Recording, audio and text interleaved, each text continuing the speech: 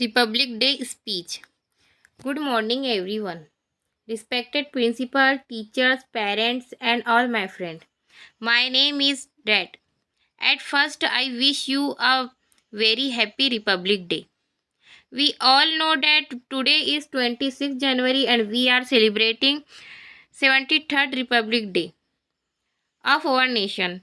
We all celebrate this day with great pride and happiness because our constitution come into force in 1950 under the leadership of Dr. Babasaheb Ambedkar. The constitution provides us the fundamental rights to its citizen irrespective of the caste, gender, religion and education and more.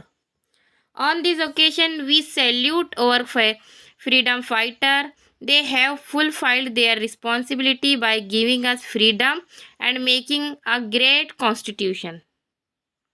Republic Day make us realize the importance of democracy and teach us to live in peace and unity.